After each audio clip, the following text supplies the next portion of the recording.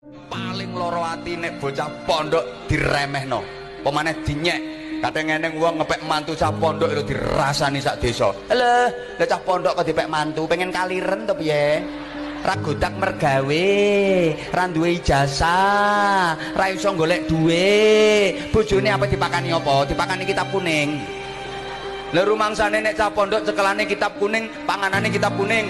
Bojomu bendina cekelane pacul ya ora tau mangan pacul. Pesan terakhir agar para santri mempunyai semangat, orang tua santri, wali santri itu juga mempunyai semangat untuk memondokkan putranya, karena mungkin masih ada sebagian orang tua yang beranggapan wah ini dadi sok anaknya mondok iki dadi opo arep mangan opo gitu.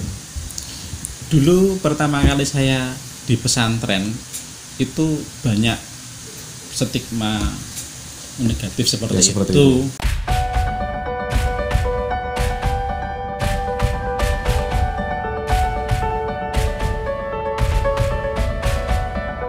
Setelah panjenengan dari S2 langsung lanjut ke S3. Langsung tanpa jeda. Padahal panjenengan belum masuk sebagai pengajar belum ngajar, belum punya pekerjaan, belum punya rumah, belum punya apa-apalah. Ya pokoknya pasrah, punya Allah Subhanahu wa taala. Langsung daftar. Iya. Enggak punya uang juga waktu itu. Tapi saya waktu itu ya tidak punya apa-apa. Ya punyanya itu sepeda motor, punya laptop, punya sisa uang beasiswa. Sisa beasiswa itu sekitar tabungan itu. Nah, sisa beasiswa 2 jutaan atau berapa itu. Saya hutang sama kawan saya 3 juta untuk daftar itu sama digenepi ibu.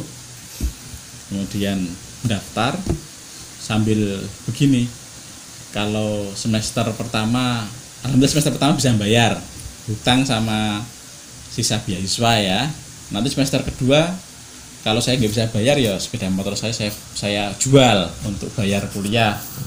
Nanti semester 3 kalau tidak bisa bayar, saya jual laptop lah untuk bayar S3. Kalau semester 4 nggak bisa bayar, jual apa ya? Pokoknya nggak tahu mau buat bayar apa, buat bayar SPP apa, saya nggak tahu gitu. Alhamdulillah beri lancar semuanya nggak terjual. Berkahnya S3 itu akhirnya saya dapat pekerjaan, bisa sertifikasi, bisa dapat rumah, bisa dapat istri, bisa dapat. Itu sebelum lulus jenengan sudah nikah ya? Sudah. Bisa dapat pekerjaan, bisa dapat mobil, bisa dapat itulah barokahnya S3. Semuanya bisa dapat. Iya, saya ingat ceritanya Nabi Sulaiman toh di kitab Idatul Farid itu kan diceritakan ketika Nabi Sulaiman diberi pilihan Allah Subhanahu wa taala 3 hal, antara ilmu, antara harta dan kekuasaan. Beliau memilih ilmu. Dengan memilih ilmu beliau dapat semuanya, dapat harta, dapat semuanya. Alhamdulillah, itu berkahnya S3. Berkahnya juga titisannya Nabi Sulaiman ya. Jadi makanya ketika santri itu intinya cengkir, kencengin mikir. Dan nekat, mempeng dan cengkir. Nekat. Panjenengan lulus S3 itu umur 29. Itu kira-kira termuda ya Semboyolali itu ya? Ya mungkin lah. Ya insya Allah termuda. Kelihatannya belum ada. Iya, itu pada waktu saya lulus kan tahun 2014 akhir ya.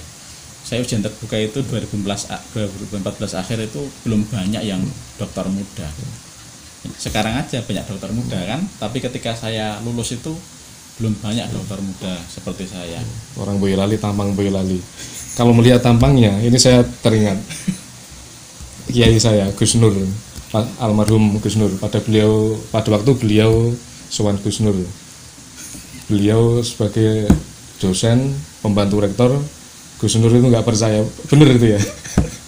Itu melihat tampang panjenengan apa? Ya memang saya sederhana sih ya Mas ya. Jadi saya itu prinsip saya itu sederhana. Sederhana. Iya.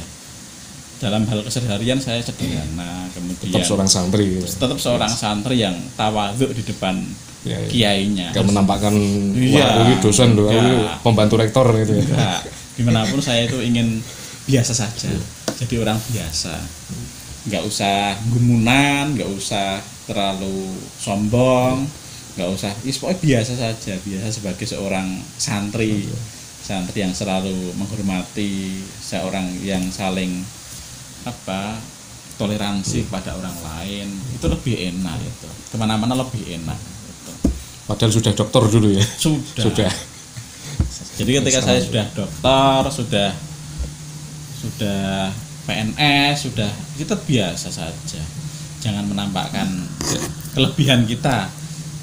Bahasanya beberapa ulama kan, jangan menampakkan jangan tampakkan kelebihan Anda sebagaimana Anda tidak menampakkan aib Anda. Betul kan?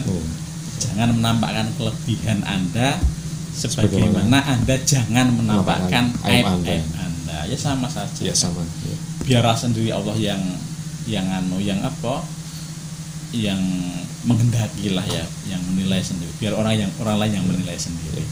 Itu seperti itu. Selain kita harus mumpeng, kalau nanti kita sudah sukses dalam berkarir, tetap kita harus sederhana. Iya. Di hadapan guru kita, kiai kita pun Siapapun. juga harus sederhana. Dan tanamkan dalam hati prinsip kita yang paling prinsip, selalu mengabdi.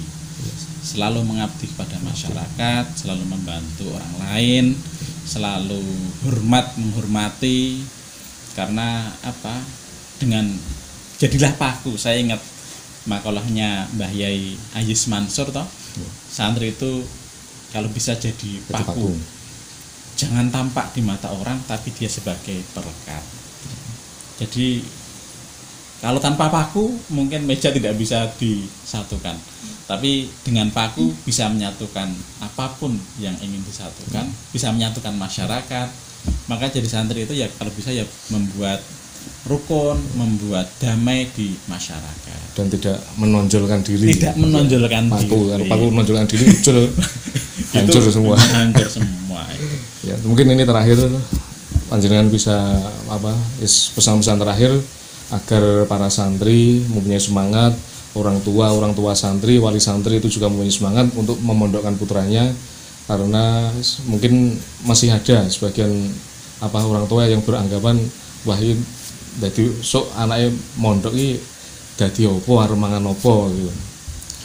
Dulu pertama kali saya di pesantren itu banyak stigma negatif seperti itu. Iya, besok makan apa? Koyo ranti Gusti Allah, seperti tidak punya Allah Subhanahu wa taala.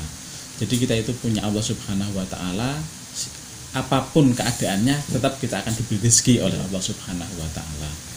Dan ternyata ketika saya di pesantren, ternyata ketika saya mondok beberapa tahun, memang ya ilmunya itu luar biasa. Dan ketika kita berada di jalur akademik itu tetap terpakai, ilmu pesantren itu terpakai. Sudah ada di pesantren ya. Iya. Akademik. Saya teringat makalah ya, man salaka torikon fil ilmi salakamlahu lahu torikon bilal jannah. Barang siapa yang menjalankan, barang siapa yang menggapai jalan di bidang keilmuan, ya pesantren, di jalur akademik, maka Allah akan memberikannya jalan menuju surga. Wong surga aja diberikan jalan, apalagi cuma dunia. Dunia itu kan perkara remeh, Mas ya. Tapi kalau kita bisa menggapainya dengan baik, sekali lagi kalau kita di pesantren, kita memondokkan putranya jangan ragu, karena ketika kita memondokkan anak kita di pesantren, niat kita adalah untuk mencari ilmu, untuk mencari ilmu agama terutama. Insya Allah dengan kita pasrahkan kepada kiai, insya Allah semua semua hajat kita, semua kebutuhan anak-anak kita, termasuk kebutuhan kita di akhirat, kebutuhan orang tua di akhirat, itu jangankan dunia, akhirat pun juga dapat. Saya ingat ketika saya di pesantren Al-Anwar itu, ketika saya tanya kepada orang tua siswa, kenapa Pak Anda memondokkan anak Anda di pesantren yang salah ini? Saya cari akhirat, Mas. Insya Allah kalau akhirat dapat, dunia juga dapat. Insya Allah kalau akhirat dapat, dunia juga pasti dapat. Malah seperti itu. Dan itu memang berlaku. Iya, dan saya mengalami sendiri, Mas Iwan. Jadi ketika kita memondokkan putra kita di pesantren, jangan takut. Insya Allah akhirat dapat, dunia juga dapat. Jadi ketika akhirat dapat, dunia dapat, insya Allah Rabbana atina fid dunya hasanah wa fil akhirati hasanah. Dunia baik, akhirat juga baik. Saya mengalaminya sendiri. Ketika saya di pesantren, alhamdulillah juga lulus. Kemudian di jalur S1 lulus, S2 lulus, S3 juga lulus juga, alhamdulillah. Diberi kemudahan. Ketika saya menemui kebuntuan dalam hal akademik, ya saya sowan kiai saya ziarah ke makam kiai, kemudian sowan Mbah Yai pengasuh pesantren. Alhamdulillah selalu mendapatkan pencerahan dari Allah Subhanahu wa Ta'ala. Ya barokahnya pesantren itu. Pernah ya saya ketika susah mengalami judul proposal disertasi itu, saya kan harus dikejar deadline, harus segera menyelesaikan disertasi kan. Akhirnya saya sowan ziarah ke makam Mbah Yai sepuh kan. Di situ saya ziarah, setelah ziarah saya sowan Mbah Yai Idris Marzuki. Pokoknya Mbah Yai mohon doa barokahnya. Ya, begitu aja. Pokoknya mohon doa barokahnya. Begitu Mbah Yai berdoa, amin, saya amin, alhamdulillah. Pulang itu seperti ada dua judul buku itu di depan saya. Langsung terbuka gitu loh ya. Tirai kegelapan itu menjadi terang benderang gitu.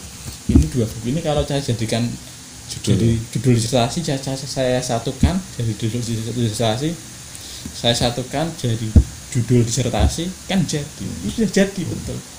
Disertasi saya itu ya seperti itu. Terus barokahnya pondok pesantren, barokahnya guru, barokahnya sesepuh kita. Ya saya juga mengalaminya, tapi dalam hal pekerjaan. Dulu waktu susah, waktu sulit, saya sowan ke guru, alhamdulillah diberi peluang gitu. Iya. Terus juga jadi pokoknya santri itu harus mempeng, harus cengkir, nekat, kencengin mikir ya. Jangan lupa sholawatnya, zikir, sholawat itu harus kita fokuskan juga sebagai santri. Karena untuk butuh itu. Bahasa pesannya kita butuhkan, kita perlu butuh itu bagaimana keterbukaan hati dalam menerima pelajaran pesantren yang perlu kita pahami kan. Sholawat dulu ya, sholawat sehari 1000 kali dulu ya. Jadi intinya santri itu ya tetap kudu mempeng Mas, tetap kudu mempeng. Iya, setelah mempeng silahkan mau jadi santri tutur ya monggo, menjadi santri sembur ya silahkan, santri tandur ya oke, santri catur ya nggak masalah, yang penting tapi sesuai bakat masing-masing. Tapi pokoknya ya mempeng dulu, mempeng bagaimana pelajaran di pesantren Lirboyo itu cukup, saya kira cukup kalau kita mempeng. Jadi sudah lebih lah kalau kita betul-betul nyantri di Lirboyo itu. Ya, alhamdulillah banyak buktinya. Yang penting kita harus mempeng, sinau, dan nanti sesuai bidang masing-masing. Ada yang bisa menjadi dosen, ada yang bisa menjadi bisnis. Itu juga banyak sekali kawan-kawan kita yang berhasil dalam bidang bisnis.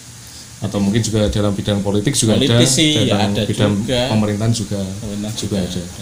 Ya, terima kasih pada Mas Rustam Ibrahim atas waktunya. Semoga bisa menginspirasi kita semua. Amin.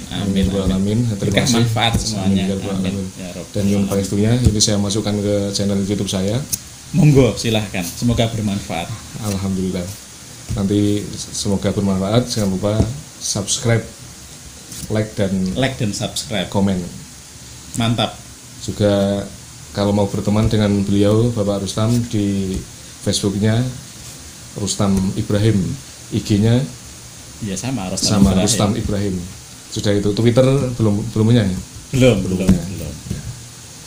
YouTube juga belum punya. Nanti kalau punya nyanyi saya. Ya kurang lebihnya saya mohon maaf. Wassalamualaikum warahmatullahi wabarakatuh. Waalaikumsalam warahmatullahi wabarakatuh. Wes.